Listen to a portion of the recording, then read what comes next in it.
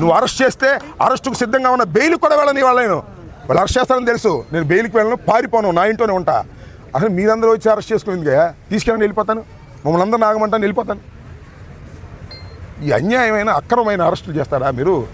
నేను spur of the మూమెంట్లో అన్నదాన్ని ఆసరాగా తీసుకుని చంద్రబాబు నాయుడు గారు చర్చించుకున్నారంట.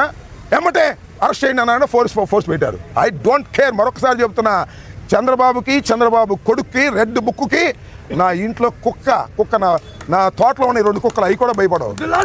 అర్థం కాదా? మీరు అరెస్ట్ చేస్తే భయపడేవాడిని కాదు నేనని చెప్తున్నా. అరెస్టుకు సిద్ధంగా ఉన్నప్పుడే రాజకీయాల్లో ఉండాలని నిర్ణయించుకున్న మొదటి రోజునే నేను. ఇవాళ దొరికాను అనుకుంటున్నారు, నేను దొరకలేదు, అయినా నన్ను అరెస్ట్ చేయాలనుకుంటున్నారు. చేసుకోండి, సిద్ధంగా ఉన్నా అని చెప్తున్నా. ఇప్పుడు అడగని చెప్తే సమాధానాలు. నేను చెప్పింది ఏంటి? స్పర్ ఆఫ్ ది మూమెంట్లో నేను చంద్రబాబుని అనలేదు, నన్ను అన్నవాళ్ళని అన్నాను. నేను అక్కడ అన్నారు లేదో, నాగరాజు నువ్వు కూడా ఉన్నావు కదా, నన్ను తిట్టారా లేదో చెప్పు. నువ్వు సాక్ష్యం చెప్పడానికి భయపడతావు. నన్ను తిట్టారా లేదా?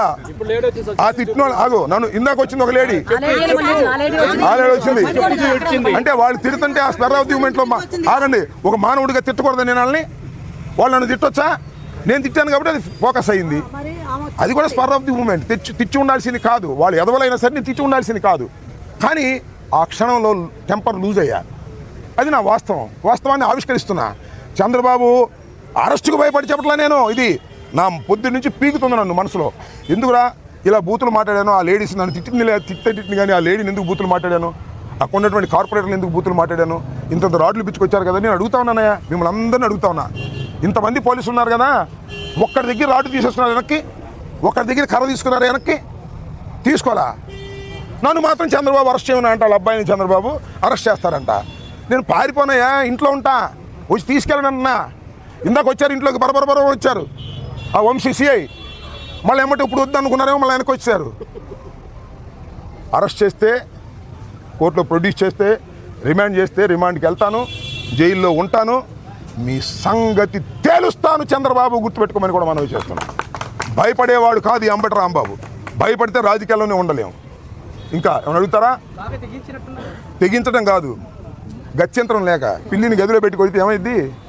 పులి అవుదా? అంతే, మేము కూడా పులి అవుతున్నాం. అంతకు మించి అరెస్ట్ చేస్తామంటే పారిపోవాలా? అరెస్ట్ చేస్తామంటే బతినాడాలా? అరెస్ట్ చేస్తామంటే యాంటిసిపేటర్ బెయిల్కి వెళ్ళాలా? అరెస్ట్ చేస్తామంటే దాక్కోళ్ళు ఎక్కడికి వెళ్ళి దాక్కోవాలా? అలాంటి తత్వం కాదు నాది. ఫ్రమ్ ది బిగినింగ్ మొట్టమొదటి చెప్తున్నా. తెగింపు కాదు ఇది. పిల్లిని పెట్టి కొడితే పులి అవుతుంది. అదే మా పిల్లలన్నీ పుల్లు అవుతాయి. గుర్తుపెట్టుకోమని మనం చేస్తాం. సార్, కర్రలతో మీ పైన హత్యాయత్నానికి పాల్పడిన వారిని వదిలేసి వాళ్ళ మీద ఏం యాక్షన్ తీసుకున్నట్లేదు. అరే పోలీసులు ఎక్కడ ఉంటే కర్ర పట్టుకుంటే, పోలీసుల సమక్షంలోనే రాడ్లు పట్టుకుంటే, పోలీసుల సమక్షంలోనే పెద్ద కట్టెలు పట్టుకుని మా కారు మీదకి వస్తుంటే నన్ను దిగొద్దని ఆపారు తప్ప వాళ్ళు ఆపారండి? ఇది అలా ఉండి ఆడ రాష్ట్రంలో జరగాల్సింది. సంవత్సరం అయింది, ఇంకా చాలా పరిపాలన ఉంది. దుర్మార్గం చేయకూడదు, ధర్మంగా ఉండాలి. కొద్దిగా మొగ్గుంటే ఉండండి తప్ప వాళ్ళంతా అటే మొగ్గుంటే ఎలాగా? ఇందాక వచ్చిన ఇంటికాడ తిట్టింది సరే, మా వాళ్ళు ఎంటపడ్డారు, అది వేరే విషయం. వాళ్ళు కూడా పిల్లులే, అప్పుడు పులి అయ్యారు. చేసేది ఏముంది? చెప్పు చూపించిందంట. ఏంటది? చెప్పు చూపించింది.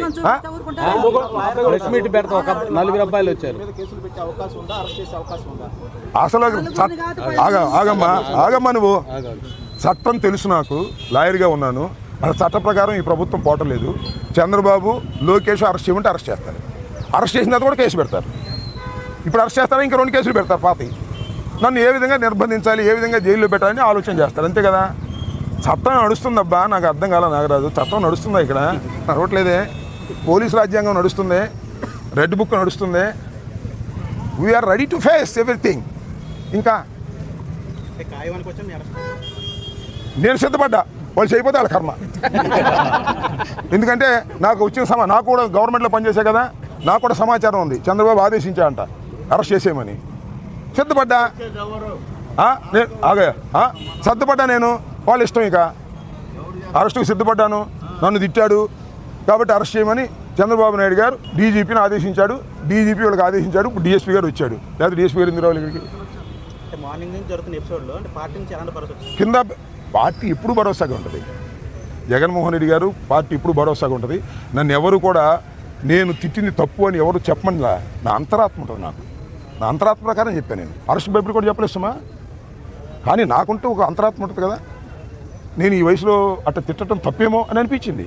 వాళ్ళు తిట్టినా కూడా, వాళ్ళు ప్రొవోక్ చేసినా కూడా దాని మీద చెప్పాను, అంతే, సింపుల్. పొద్దు నుంచి మొదలు పెడతాను ఆ విషయం మీద నేను. పెద్ద ఎత్తున కార్యకర్తలంతా కూడా మీ ఇంటికి వస్తున్నారు, మిమ్మల్ని అరెస్ట్ చేస్తారు. కార్యకర్తలకు ఏం చెప్తారు? కాదు, మా ఇంటికి అందుకు అరెస్ట్ చేయడానికి రావట్లా, మా ఇంటి మీద దాడి చేయడానికి వస్తా ఉన్నారంట వాళ్ళు, ముట్టడిస్తా ఉన్నారంట. ఆ ముట్టడిస్తారేమో వాళ్ళు చెప్పబెట్టుకుని అందరూ వచ్చారు, లాడా మొగ అందరూ మా రాంబాబు గారి ఇంటి మీద ముట్టడిస్తారా చూద్దామని. అంతే తప్ప నన్ను అరెస్ట్ చేస్తే ఇవాళ అరెస్ట్ చేస్తానని చెప్పానండి, అందరూ నాయని ఒక్కనే వెనక్కి వెళ్ళిపోతాను, ఒక్కనే సింగిల్గా. ఆ డిఎస్పీ గారిని చెప్పానండి, మిమ్మల్ని అరెస్ట్ చేస్తామండి, మీ దగ్గర కేసు లిస్ట్ అయింది, మేము ప్రొడ్యూస్ చేస్తామండి, ఎమ్మటి కారుకి వెళ్ళిపోతా. ఏమీ లేదు, నా సెల్ని ఇంటికి అడిచేసి కారుకి వెళ్ళిపోతే వీళ్ళందరినీ కూడా కామ్గా ఉండండి అబ్బాయి, నేను చట్ట ప్రకారం తేల్చుకుంటానని చెప్తా. అది అంబటి రాంబాబు అంటే, డిఫరెంట్గా ఉంటాడు ఈ రాంబాబు. ఇప్పటివరకు మీరు ఏ వ్యాఖ్యలు చేస్తే వాటిని వెనక్కి తీసుకోలేదు, ఈ రోజు వెనక్కి తీసుకుంటున్నారంటే అరెస్ట్ భయపడి. నో అరెస్ట్ భయపడి కానేగా చెబుతున్నాగా, అరెస్ట్ చేసుకోమని, అరెస్ట్ భయపడి కాదు. నా అంతరాత్మే తప్పేమో, ఎందుకు తొందరపడ్డావు రాంబాబు అంటుంది వచ్చేసింది, దిగి వచ్చిన తర్వాత. అది నేను వెనక్కి తీసుకోని లేదని కాదు, కొన్ని సందర్భాలు వెనక్కి తీసుకున్నాను, ఇంతకుముందు కూడా ఒకసారి వెనక్కి తీసుకున్నా. అది నా అంతరాత్మకు సంబంధించిన అంశం తప్ప ఈ కోన్కిస్కా గొట్టంగాళ్ళు బెదిరిస్తేనో, ఈ కోన్కిస్కా గొట్టంగాళ్ళు క్షమాపణ చెప్పమంటేనో చెప్పే పద్ధతి కాదు నాది. నా అంతరాత్మ నన్ను యాక్సెప్ట్ చేయలేదు, దానికి చెప్తున్నాను, తప్పే ఉందా? ఉదయం మీ కార్యకర్తలు నాయకులు మిమ్మల్ని రక్షించకపోతే పరిస్థితి ఎలా ఉండేది? అక్కడ దాడి జరిగేది ఏం జరిగేది కదా, వీ కెనాట్ ఇమాజిన్. ఇప్పుడు మీరు చూశారు కదా, ఇంతకుముందు మేమేదో దాడులు చేసామన్నారు అంటే వాళ్ళ అధికారులకు వాళ్ళు దాడులు చేస్తారా, మమ్మల్ని కొడతారా? ఏంది ఇది? చట్ట సమాజంలో ఉంటున్నావా? అసలు అది కాదండి, ఈ లడ్డు వ్యవహారం జ్యుడిషియల్ ఎంక్వైరీలో ఉంది కదా, కోర్టు వచ్చింది కదా, ప్రజాస్వామ్య పద్ధతిలో చేయమంటున్నాం కదా. మీరు ఫ్లెక్సీలు కట్టడం ఎందుకు? పిచ్చా మీకు ఏమన్నా? వాళ్ళు ఫ్లెక్సీ చించేయాలని వెళ్ళినప్పుడు ఎవరు లేరు, మీరు చూశారు కదా, వెళ్ళినప్పుడు ఎవరు ఉన్నారు? ఒక్కడ కూడా. ఇవాళ వచ్చారు అందరూ కర్రలు పిచ్చుకుని, చించేస్తే ఏమైంది అప్పుడు? మర్యాద, రాజకీయంగా మర్యాద. అయ్యా ఈ ఫ్లెక్సీ తప్పు, తీసేయండి అని చెప్పి వచ్చా, 24 గంటలు తీయమని. తీగిపోగా నేను అటు వెళ్తుంటే రాడ్లు కొట్టి కూర్చుని నన్ను కొట్టే ప్రయత్నం చేస్తున్నారు. ఎంతకాలం కొడతారో చూస్తాం, కాలం ఎప్పుడు ఇలాగే ఉండదు కదా. ఎంతకాలం కొడతారో, ఎంతకాలం వెంటబడతారో, ఎంతకాలం రాడ్లు తీసుకొస్తారో చూస్తాం. పనులు తినడానికి కూడా సిద్ధంగా ఉన్నాం ఈ చంద్రబాబు నాయుడు రాజ్యంలో. వచ్చిన అందరూ ఎవరో చూశారు కదా మీరు, అందరూ అదే బాపతి నన్ను కొట్టాలని. కొట్టడం చూద్దాం, వీఆర్ రెడీ, అపోజిషన్ ఉన్నాం, మాకు పోలీసు బలం లేదు, మా మీద వస్తే కేసులు పెడతారని భయం మా వాళ్ళకి. అయినా వస్తున్నారు, బెదిరిస్తున్నాడు సిఐ గారు అక్కడ. మీరు వెళ్ళారంటే కేసులు, బాగా వెళ్ళారంటే కేసులు పెడతాం, మీరు రామబాబు ఉండదని బెదిరిస్తున్నారు. అయినా నాకు వచ్చారు జనం, అభిమానంతో వచ్చారు, జగన్మోహన్ రెడ్డి గారు అభిమానంతో వచ్చారు. దేనికి భయపడే పరిస్థితి లేదు. దే వాంట్ అరెస్ట్, అది వాళ్ళ చాయిస్, నా చాయిస్ కాదు. I fixed it. చంద్రబాబు దగ్గర అక్కడ నుంచి నాకు సమాచారం ఉంది, నన్ను అరెస్ట్ చేయాలనుకుంటున్నారు, చేద్దాం అనుకుంటున్నారు. ఇప్పుడు మార్చుకుంటాను, నాకు తెలియదు, చేసుకోమని కూడా నేను సిద్ధంగా ఉన్నా. ఇక్కడే ఉంటా, ఎక్కడికి. Okay, bye.